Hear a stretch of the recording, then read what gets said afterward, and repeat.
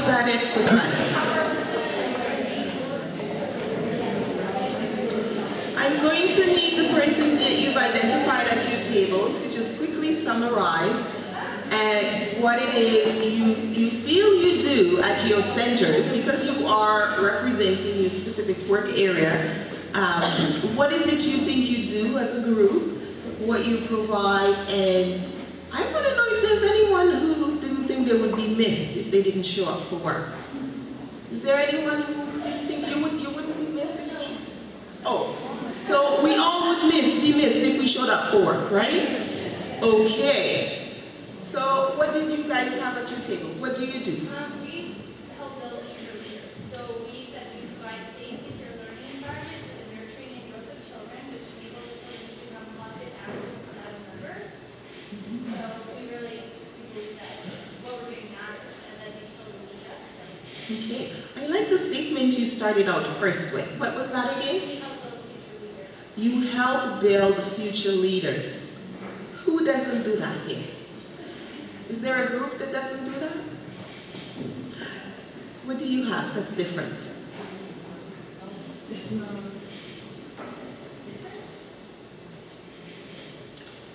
Do you have a sentence that summarizes what you do? We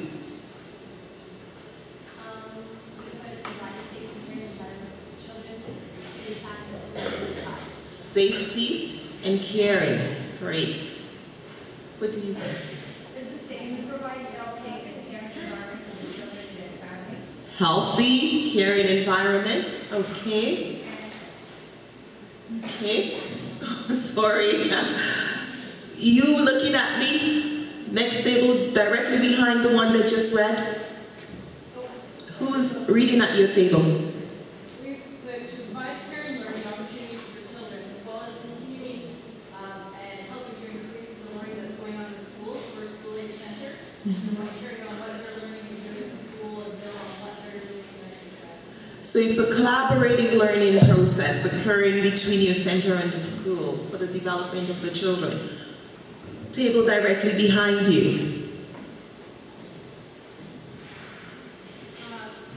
provide quality care for children and provide a lot of Quality care. Excellent.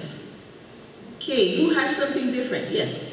Yeah, we nurture and provide a safe, healthy, and conducive environment. Okay, so nurture and a conducive environment. Okay. Anyone else who has something that they want to share? Yes. Help children recognize empathy for one another. Teaching empathy. Absolutely. Great.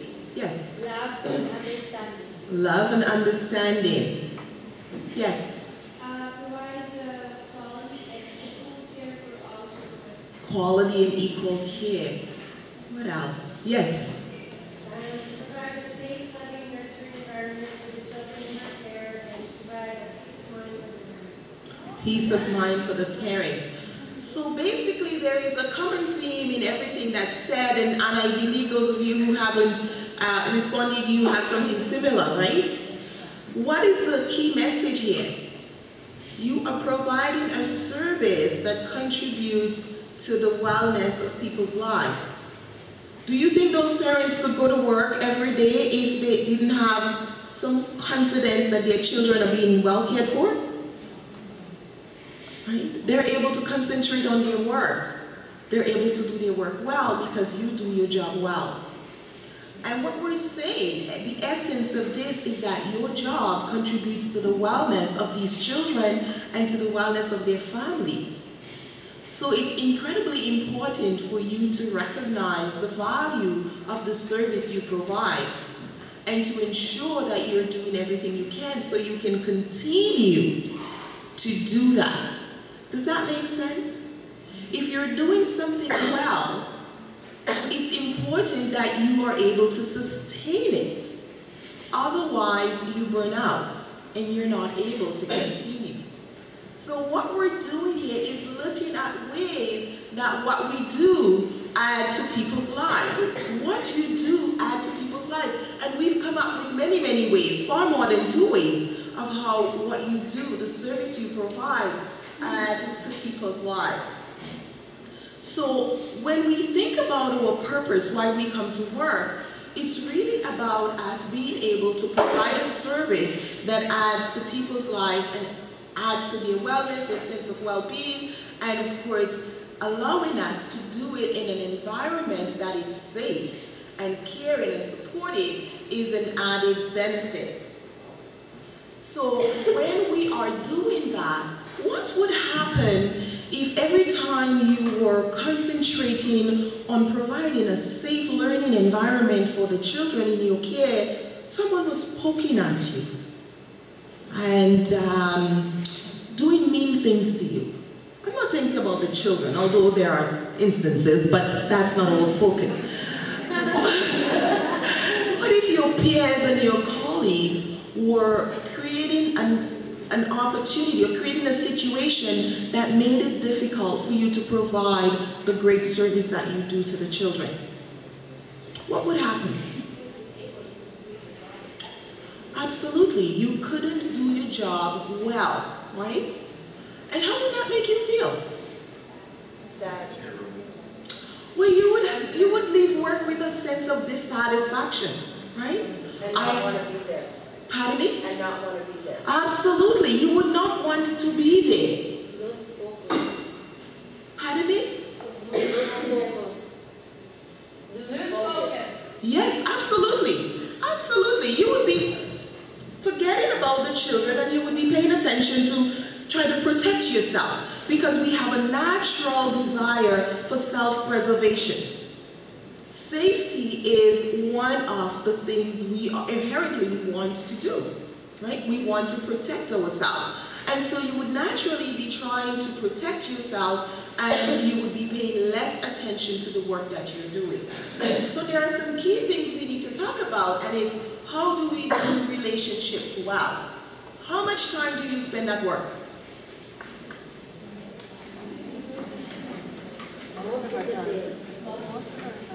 Just give me a number. 40 hours a week. 40 hours a week you spend at work with the people you work with. How much time do you spend with your family? Waking hours.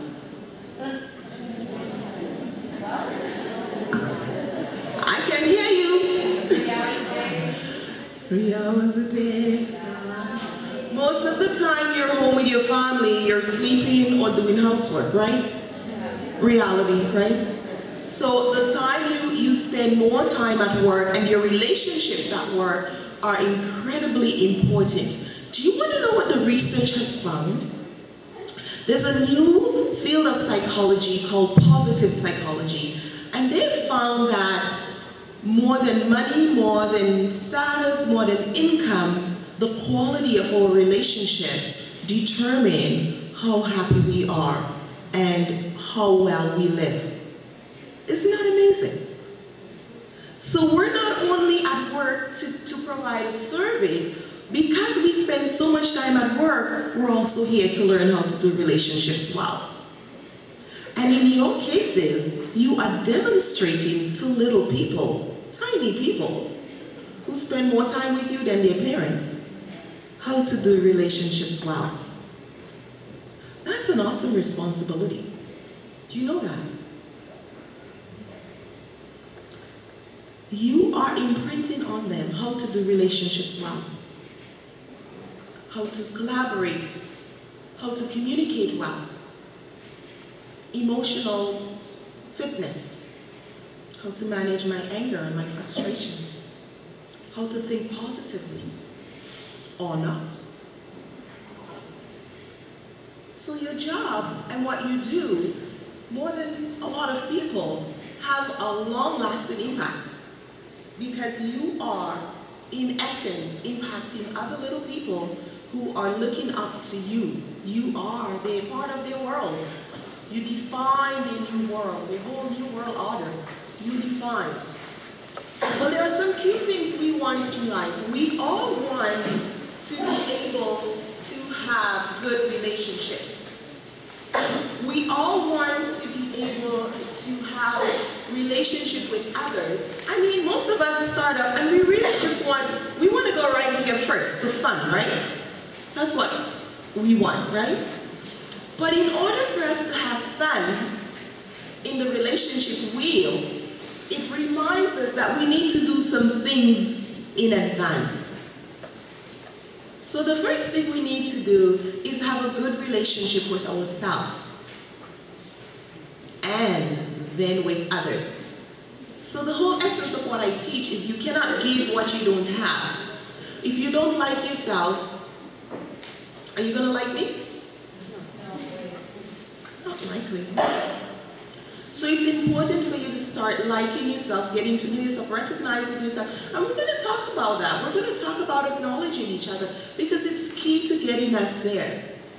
Right? Once we are learning to have good relationships with ourselves and we can set a goal to have better relationship with others, because the people you work with and the relationship you have with them is going to have a direct impact on your health.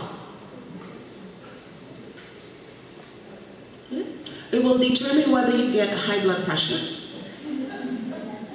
diabetes, well, including what you eat, of course. But it contributes. And studies after studies show that even if you eat high-stress food and you have a low-stress life, you have a higher tolerance level. But if you're eating high-stress food and you're having high-stress relationships at work, where you're not getting along with your co-workers, you're not being a good team player, you're not speaking responsibly, and you're always angry and upset and mad at everybody, you're going to get yourself physically ill, right? And the World Health Organization has said by 2015, so what year are we in? 2012. That's 3 years away. Depression is going to become the second highest cause of workplace disability. What is the first cause? Heart disease. And research has shown that most people, when they've been interviewed and asked, where is your greatest source of stress? It's at work. And it's not the tasks of their job, though there are some people who have very high stress jobs, but it's usually the relationships they have with their coworkers, or lack thereof, right? So the poor interpersonal relationships are causing them stress. They go home upset. They're upset coming into work in the morning. And some clients tell me, Joyce, I get so nervous, I get upset tummy, I get cold sweats on my way to work. That is not right. That is not right. So when we look at the core of the whole relationship quadrant, we're looking at being able to manage conflict. Because guess what? If you're living and breathing and you're around other folks with 2 legs, you're going to have conflict. It's only the people at the cemetery don't have conflict. We all are going to face conflicts. Conflicts means that my needs and your needs are just hitting each other right now. Right? What I need, my needs and interests, and your needs and interests are in competition. And so when we talk about collaboration, we say, let's sit down and talk about what I need and what you need. And let's see how we can find a way for us to meet our mutual needs. So I want to take the kids outside, and my colleague wants to take the kids to do craft. There's what, 7 hours in the day, and you probably have the kids for longer. You can't find time to do craft and go outside in that time. You can work it out, right? Sitting down, having a conversation is very important, and planning your day. So when we talk about conflict management, part of what we're talking about is preventing the kinds of conflicts that can be prevented.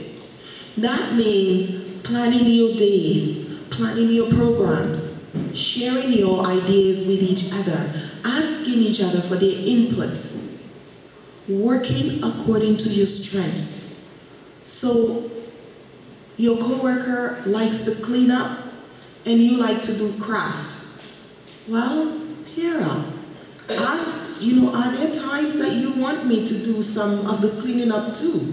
Because you like to do it, I don't feel that it's right for you to just do it all the time. And can I help you to figure out some crafts that you can do? Maybe you can't do some of the complicated stuff that I do because I have a natural talent for it, but there may be some simple things that I can help you to figure out and lead. So that's what we talk about when we talk about collaboration. Right? So sitting back and saying, no, she leaves me to do all the work all the time, I'm always cleaning up and she never helps with the cleanup. What does that solve? That's negative energy, that's frustration, and guess what? She can't read your mind. She doesn't know that you would like some help with the cleanup until you've asked. So having those conversations, talking about how can we work well together. These are the things I need, and what is it you need that will help us to work well together? Listening to each other. Identifying the strengths in each other. Those are key. We talk about positive vibration. Now, that is having good, positive energy. How many of us know somebody that when they come into the room, the energy just goes, Yes. yeah, right? You just love working with them, don't you? Right? You can't wait to go into work with them, right? Unfortunately, as individuals, we have this amazing capacity for energy. Our entire body is like electricity. As you sit there, the synapses of your brain are firing. It's all electrical energy. Your heart is pumping, blood is going through the veins, through your lungs. That all takes electrical energy. We can't understand it, we didn't create it, that's just how we work. And there are also thoughts going through your mind. They come, you didn't even invite them. But you either choose to accept them or you let them pass by. You don't own those thoughts until you embrace them. And guess what happens? When you focus on the negative thoughts, that energy is just so negative. And it impacts everyone around you.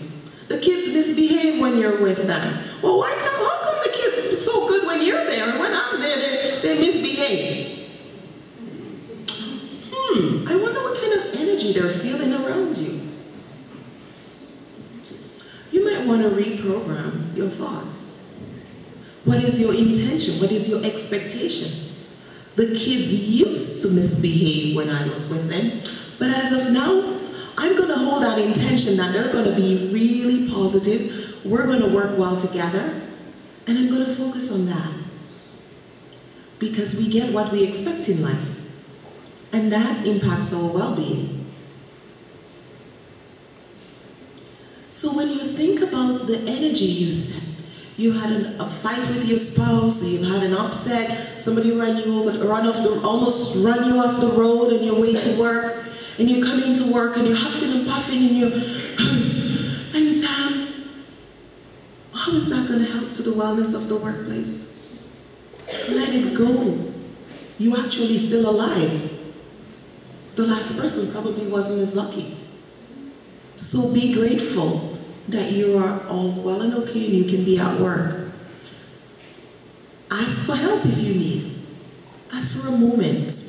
Can I take a moment to just gather my thoughts? I need to just bring down some positive energy, because there's always going to be negative energy forces around us. But you are in control of what you embrace.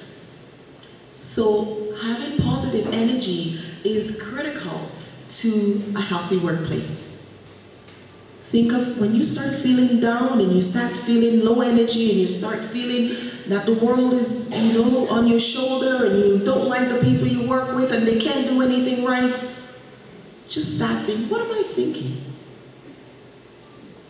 What is good about them? What works well here?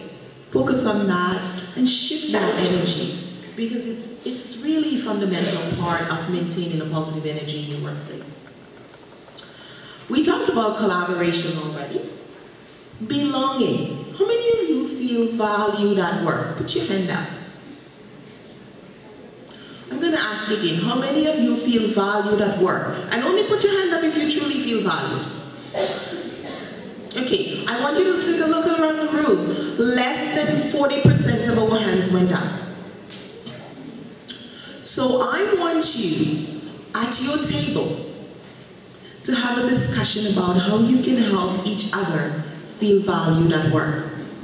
And then we're going to talk about acknowledgement, because it is so important. As humans, we need to feel a sense of belonging.